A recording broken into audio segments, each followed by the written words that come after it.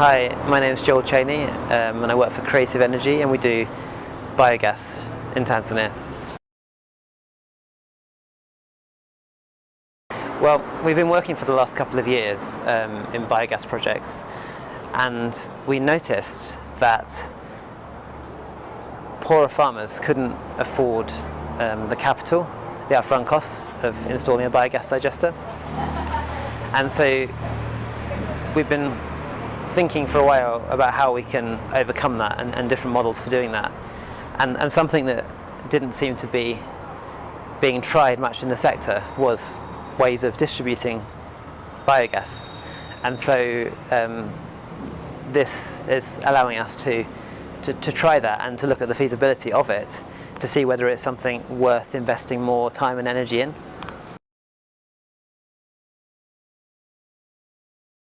Well, we want to see biogas to be offered as a service, people to be able to just pay for the gas that they use and not have to worry about feeding digesters or maintaining digesters or repairing broken down digesters. It'd be great if people could just use biogas. So we want to just begin a conversation around this and just see if it has any mileage. And what we could envisage was you might have, like, every single biogas plant installed might come with these biogas distribution mechanisms, so that people can share it with their neighbours, and then it means that this one biogas plant is actually impacting not just one family but several families, and so one asset is actually doing a lot more good, for example.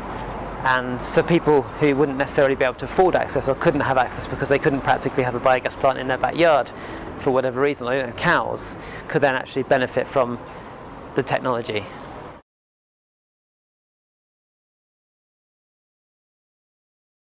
Well, at the moment, I think there's a lot of reinventing of the wheel going on. Like, for example, in the technology sector, which I also work in,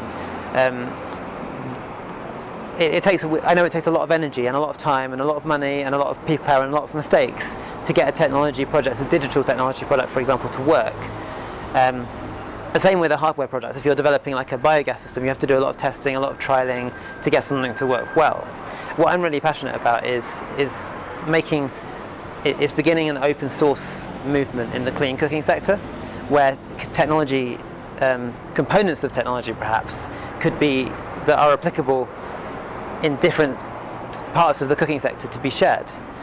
So it could be, for example, like open source designs for all sorts of different things, from physical hardware like ethanol cooking stoves, through to improved biogas rice cookers, to electronic digital hardware for doing monitoring or other such things. If we can create a movement of the open source, which has happened so well in the software world, and do that in the clean cooking sector, then we could share a lot of the learnings, a lot of the technology, and not keep reinventing the wheel, have a base to build on when we start new projects. Brilliant. Thanks a lot, Joel. Okay, thanks. Thank you.